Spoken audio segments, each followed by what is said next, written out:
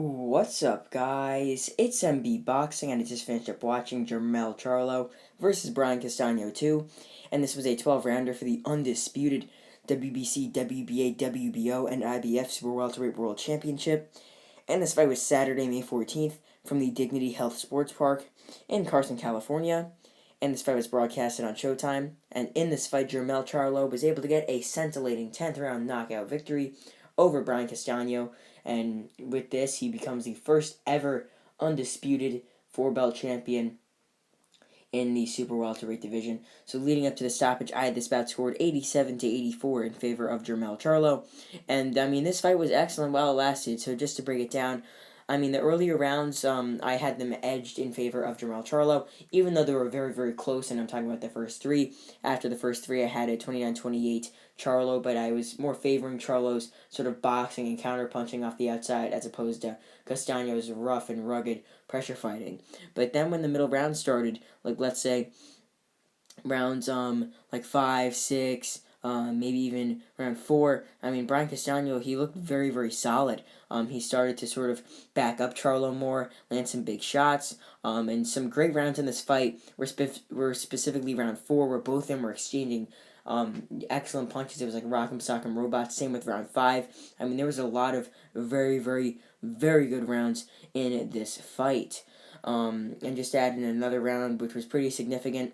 It was round 7, where Castano was wobbled a bit by a big straight punch from Charlo, sort of backed him up and sort of dazed him a bit. But this fight was really fought between parts. The first couple rounds were a little bit favored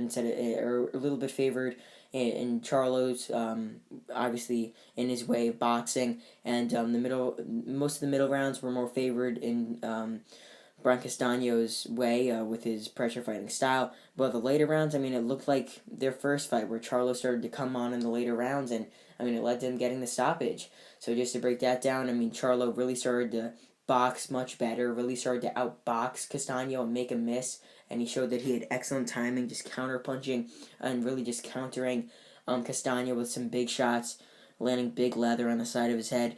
And then in the 10th round, it ultimately worked as Brian Castano got hit with a big, big left hook. It was a delayed reaction before Castano went down to the canvas, sort of taking a knee. He was all wobbly. He got back up, but it was still just, he didn't look like he was there. The referee was obviously not going to wave it off because it is the undisputed championship, but he looked like he was still wobbly. His legs were not there. When the referee let Castano continue, Jermell Charlo went for the kill, backed up Castano with a big jab, threw another big hook, some more combinations, and Castano went down in a heap to the canvas again. And he looked defeated, head was down, and then the referee waved it off. What a knockout this was for Jermell Charlo. What a finish. And now he's an undisputed world champion. So with that being said, comment down below how you scored this fight, and what do you think is next for Jermell Charlo, or how you had this fight scored leading up to the stoppage, and your thoughts on the stoppage, and your just thoughts on Jermell Charlo in general. So that goes into the question: what is next for Jermell Charlo? Being that now he is undisputed, he has a lot of options. He could definitely face Sebastian Fundora, who is the WBC mandatory, and that's what I think his next fight is actually going to be. I think he's going to take on the current interim WBC champion, Sebastian Fundora, and that would be a very interesting fight considering Fundora is like 6'6" inches tall, which is really crazy for a super welterweight. And another possible option could be a trilogy, but that's like not the biggest chance. So most likely, Jermell Charlo will be taking on Sebastian Fundora in his next fight, being that he is his mandatory for the WBC. But as for Brian Castano, losing here for the first ever time, and obviously first ever time by knockout, he put up a valiant effort in this fight, and even same in the first fight, he arguably won the first fight, but all that matters is what happened here. He got stopped, but still, obviously, he put up an excellent fight. This is probably going to be my pick for fight of the month already. I know it's only mid-May, or early to mid-May, but still, this was an excellent fight. But I think in Castano's next fight, he could take on the likes of someone inside the top 10 in the super welterweight division. He could take on like a Tony Harrison, someone like that, like a real tough and rugged fighter, maybe even an Erickson Lubin. Like, he could really take on a real deal fighter inside the top 5 or top 10, because he's really still in there, or he could even take on Tim Tszyu. I mean, he's definitely due for some big fights.